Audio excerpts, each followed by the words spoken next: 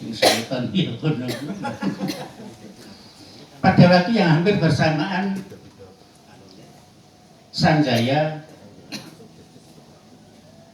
bukan Sanjaya, pada waktu yang bersamaan Raka Ipikatan, seorang pensiunan kepala daerah Pikatan yang sudah umur di atas 50 tahun, membangun Siwagraha Candi Prambanan.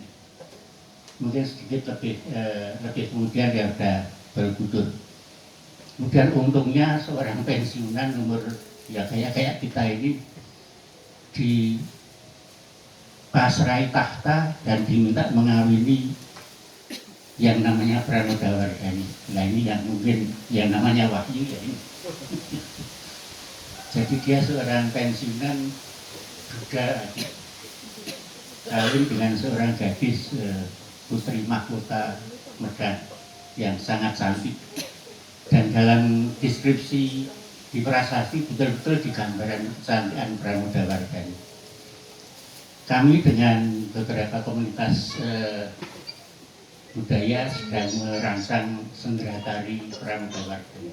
Ada kisah cinta, kisah romantis yang milenium yang sangat oleh karena dua orang ini saya sangat berpengaruh di Asia Pasifik, bukan hanya di Jawa Tengah atau Jawa Timur.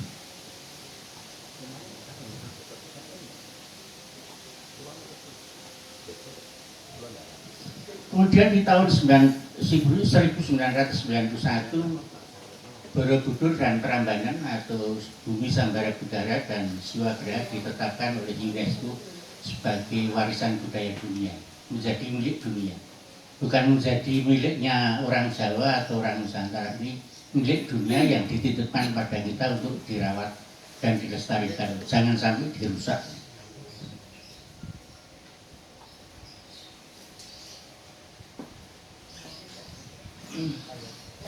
Bangunan candi dirancang dengan konsep sains dan teknologi, bukan dengan konsep magic mistik. Jadi candi-candi dirancang dengan prinsip matematika biner dan recorded mathematics. Ini matematika betul. Ini salah satu paradigma yang sudah kita kerjakan di era muda, paradigma ilmu pengetahuan. Ya ini kalau duluan ngitungnya 1, 2, 4, 8, 16, jadi matematika biner itu ada kelipatan 2. Matematika biner tidak hanya dipakai dalam arsitektur pembangunan candi, tapi juga dipakai dalam sastra, dalam puisi-puisi kuno, dan doa-doa kuno, terutama menyangkut lagu. Dan ini masih hidup di Bali. Kalau kita yang di Mojopat itu Mojopat itu tidak menggunakan matematika biner, tapi sudah menggunakan logaritmis hingga bilangan sampai 10 ini masih matematika biner, binary mathematics.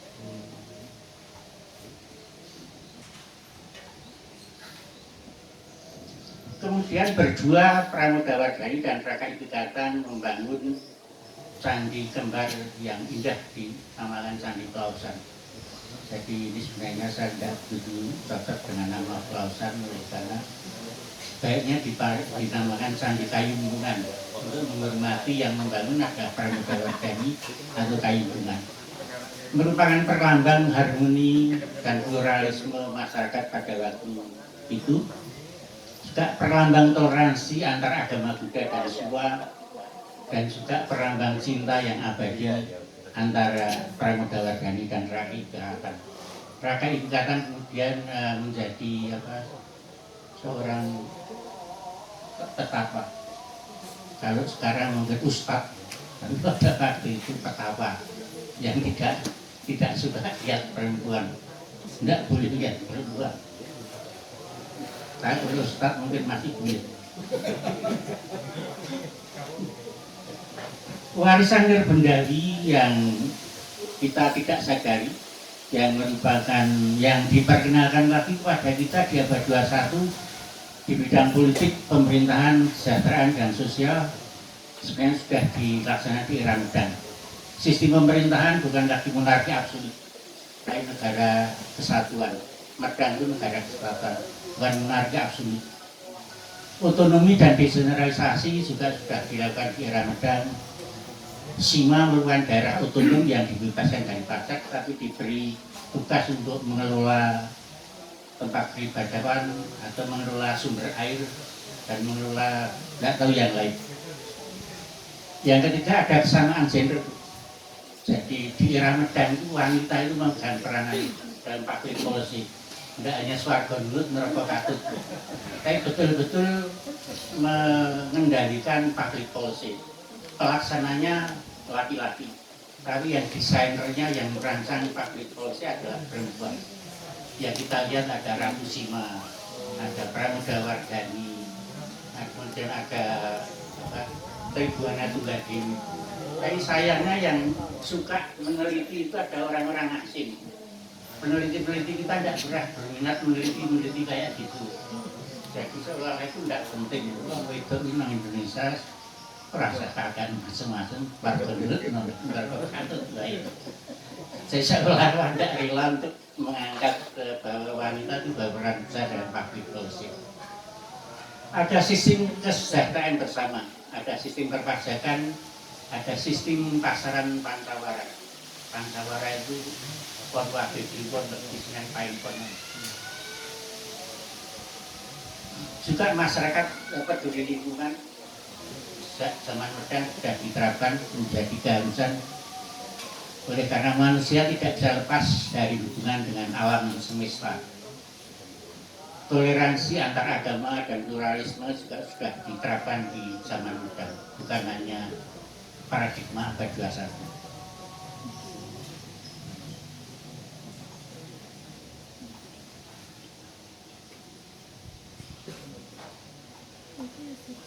Ini ada nama-nama raja-raja Medan, pimpinan Medan, hanya dipanggil dari kakak atau saudara tua yang dihormati.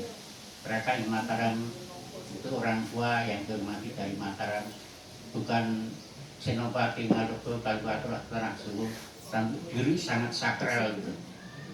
Tapi betul-betul hanya dianggap seperti kakak yang dihormati. Raka Iwara, Raka Igarung, Raka Ikatan, Raka Kayuwangi, Raka Batu Bimbaran, dan seterusnya. Jadi bukan gelar yang sangat sakral yang menunjukkan kekuasaan bukan absolut, bukan monarki absolut, tapi negara kesatuan.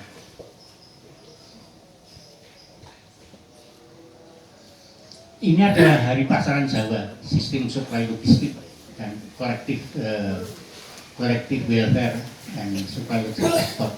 Mulainya dari tengah, orang Jawa itu bangun mulai dari tengah, Kliwon, dan ke arah timur Legi, ke selatan Pain, ke barat Pon, dan ke utara Wagi, kemudian kembali lagi ke tengah. Ini sudah diterapkan di zaman Medan dan sampai sekarang masih diterapkan di daerah-daerah bekas Medan. Dan mungkin juga ini diterapkan dalam arsitektur landscape engineering, tata ruang. Jadi orang membuat desa itu tidak semaunya.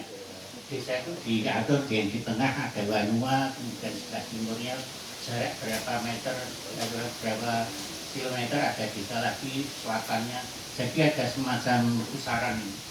Jadi tidak semuanya semua dibangun karena sebagian untuk sumber pangan. Yang tidak tahu apakah sistem pancaran ini berkaitan dengan konsep sedulur papat limo pancar dan Javanisme. Sedulur papat limo pancar. Tapi di mana-mana masih konsep lima itu berulang terus. Ya dalam hitung, dalam doa, dalam engineering, dalam pasaran.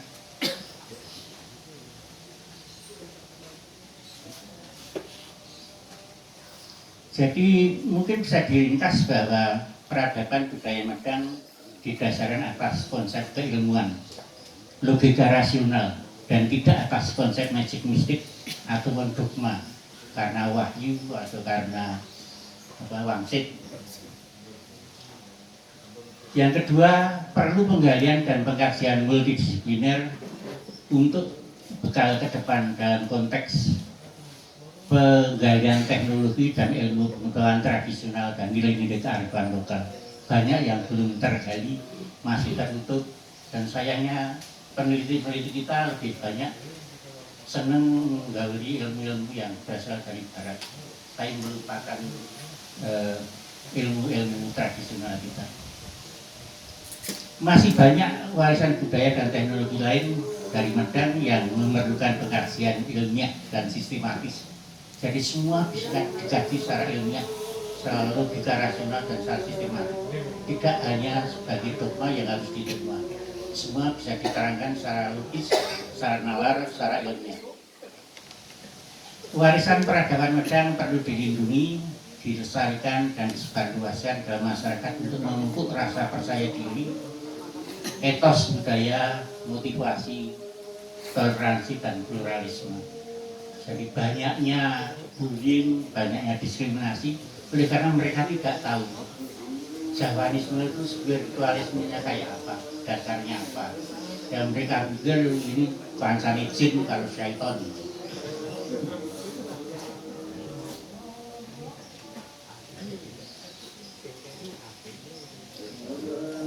Tema yang kedua, mengapa kita menggali spiritualisme Jawa atau Javanisme. Yang pertama, spiritualisme Jawa atau Javanisme atau Jawa sering disalah mengertikan oleh masyarakat sebagai aliran sesat, klinik, magic mistik yang bersahabat dengan jin dan setan.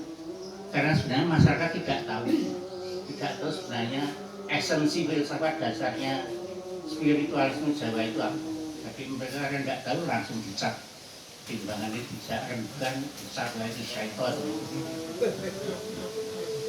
Penganut Javanisme sebagai kelompok minoritas sering mendapatkan perlakuan diskriminasi dan perlindungan dalam menjalankan hak-hak sipilnya. Misalnya dalam berserikat, berkumpul dan mengutarakan pendapat, melakukan upacara ritual sebagai bagian dari paham kepercayaannya. Jadi kalau para spiritual Jawa ini mau kumpul, itu izinnya tuh sampai mana-mana. Kalau di sini gampang, saya pernah ngadakan di Ambarawa ini. Izinnya harus ada dari Jakarta, dari kementerian. Ada tanda tangan, dibawa ke Polda, dibawa ke Polres, baru izinnya turun. Jadi prosesnya paling tidak 2 bulan. Padahal itu saya mengadakan di Ambarawa itu yang diundang Kapoldanya. Oleh karena kebetulan katanya mau datang. Dan pas acara itu Kapoldanya tidak datang, katanya mengantarkan Pak Jokowi ke Solo. Terus Kapolseknya minta untuk mewakili Kapolda itu malah gerenungan. Saya itu cuma Kapolsek. Sampai yang merendahkan jadi Kapolda, kok suruh mewakili Kapolda. Itu yang namanya berkah, Pak.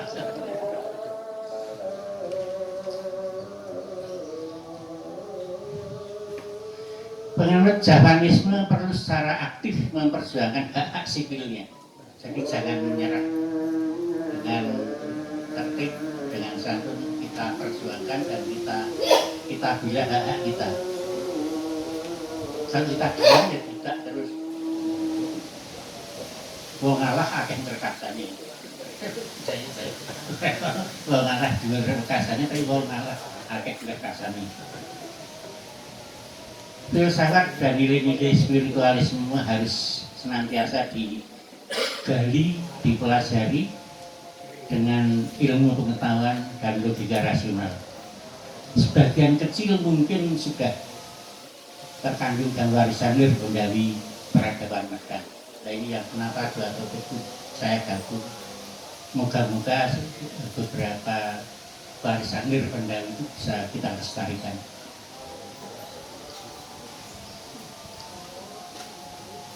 Hak sipil penganut kejawen Javanisme sebagai warga negara. Kejawen merupakan kumpulan pandangan hidup dan filsafat peradaban Jawa yang menjadi pengetahuan kolektif bersama dengan ajaran universal kemanusiaan dan harmoni dengan lingkungan dan alam semesta. Saya kira tidak terlalu kontroversial statement ini bahwa kejawen itu adalah pengetahuan kita bersama berdasarkan atas pengalaman kita berinteraksi dengan manusia dan alam semesta.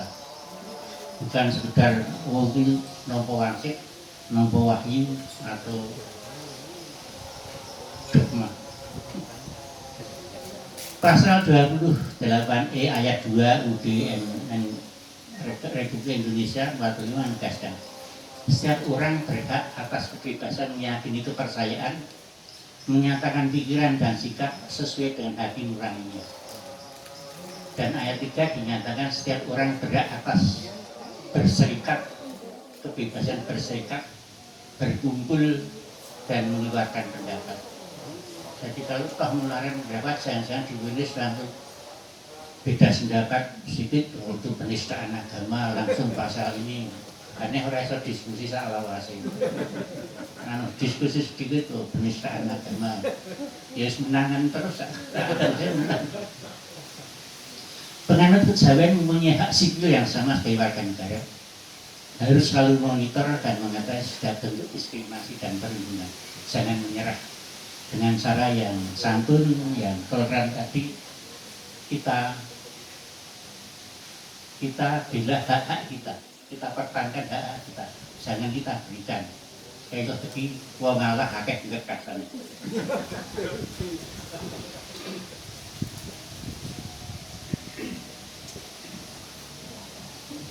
Apa dasar filsafat dan tata nilai Jawanisme? Filsafat dasar dan tata nilai Jawanisme atau kejawen berdasarkan kumpulan pengalaman dan pengetahuan tentang hubungan antar manusia tadi diuraikan oleh Ibu. Yang kedua, hubungan manusia dengan alam sekitar serta hubungan manusia dengan alam semesta. Jadi hukum alam, taat pada hukum alam dan hukum antar manusia.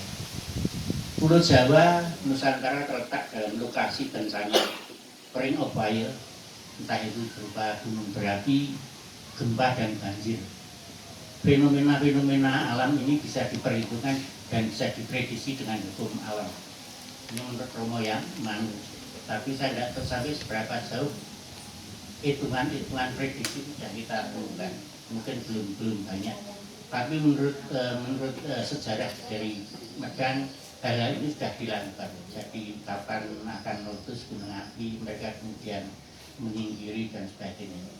Saya tidak tahu apa pengetahuan tradisional ini ada yang mengembangkan tidak. Manusia tidak akan pernah bisa hidup lepas dari bumi, air, dan udara, sehingga selalu wajib untuk memelihara dan melestarikan lingkungan sekitar.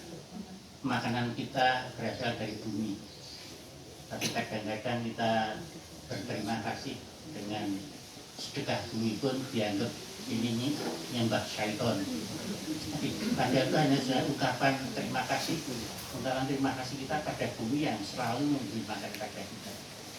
Di Amerika pun boleh orang berterima kasih apa istilahnya namanya Thanksgiving. Kok di kita tidak boleh? Minuman berasal dari air dan nafas dari udara sekeliling kita. Filsafat Jawanisme mengikuti hukum alam. Sebagian bisa dibuktikan dan sebagian masih harus digali, tapi bisa diterangkan dengan nalar dan logika rasional. Jadi semua bisa diterangkan dengan logika rasional. Tidak ada yang tidak bisa diterangkan. Semua ada dasarnya. Bukan semata-mata itu suatu dogma yang harus dipercaya begitu saja. Ini menurut Ki Sumarsono Wijaya, teman saya belum pernah ketemu, hanya sering ketemu di Facebook. Beliau mengatakan bahwa hubungan manusia dengan alam semesta menjadi pondasi cikal bakal ajaran spiritualisme Jawa. Menjadi filsafat hidup orang Jawa dan Bali. Bangsa Jawa kuno telah paham hubungan antara jagat gede, makrokosmos, dan jagat cilik, mikrokosmos. Saya kira ini konsep ini banyak sekali kita lihat. Bukan hanya miliknya orang Indonesia, itu orang-orang Jawa selalu dasarnya itu ada makrokosmos, ada mikrokosmos. Manusia adalah miniatur alam semesta, memiliki kandungan yang sama dengan alam semesta, mengandung unsur-unsur yang berasal dari jagat bawah dan jagat atas. Jagat bawah di sini adalah unsur bumi, yaitu tanah, kulit, daging, otot, dan tulang, unsur air, darah, unsur panas, badan, dan unsur angin, nafas. Keempat unsur itu membentuk jasmani manusia namun belum bisa hidup. Ada unsur lagi dari jagat atas, Bapak Angkasa, yaitu unsur cahaya kehidupan, persian cahaya dari Sang Pencipta, dari Tuhan Yang Maha Esa yang disebut Hurif Sukma Sejati atau Jiwa Murid. Ini menurut Pak Sumarsono, saya malah tidak menguasai. Jadi, ya, bakal sepakat nanti mungkin kalau kita buat dokumen bersama antar pengayat, tidak detail sekali tapi yang umum seperti ini supaya gampang menjelaskan.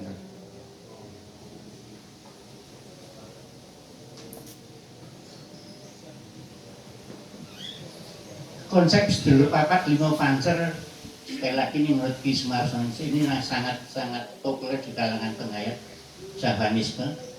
Leluhur Jawa mengidentikan unsur-unsur yang mendukung kehidupan bayi dalam kandungan sampai lahir ke bumi.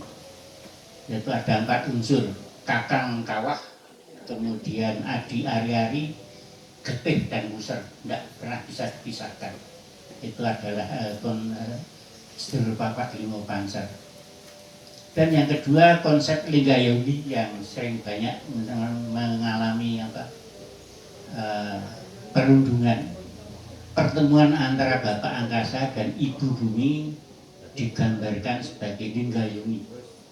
Linggayoni ini yakni simbol energi feminin dan energi maskulin yang biasanya berada dalam tengah-tengah candi. Jadi awal mula kehidupan, the origin of life, ada lingga dan yoni. Tapi ini yang menjadi objek untuk istilahnya perundungan. Ini porno ini. Tidak boleh disebarkan, ini porno. Wah, sudah ribuan tahun diterapkan dianggap porno. Porno yang gerut tanggane ya. Mohon maaf kalau apa yang saya utarakan kurang berkenan, dan saya bukan ahli spiritual, tapi saya ingin mengusulkan bahwa para penganut spiritual itu bisa membuat dokumen umum yang bisa diterima semua orang. Jadi misalnya ritual-ritual Jawa itu semua ada logikanya, ada dasarnya, tidak cuma dogma. Ada orang yang sukanya kumpul itu seolah-olah merekonstruksi kembali situasi dalam kandungan. Katanya orang yang biasanya kungkum, kalau tidak kungkum itu badannya tidak enak semua. Tapi kalau saya pernah diajak kungkum tidak berani sih. Masuk angin nanti. Belum terbiasa. Jadi semua ritual Jawa itu ada logikanya, ada dasarnya. Tidak ada ritual Jawa itu untuk nyembah setan, itu tidak ada, sama sekali tidak ada. Magic mystic itu tidak kenal di era modern. Magic mystic baru muncul sekitar 400-500 tahun yang lalu, atau paling tidak sesudah Singosari. Tapi sebelumnya itu semua adalah murni ilmu pengetahuan, sains, teknologi.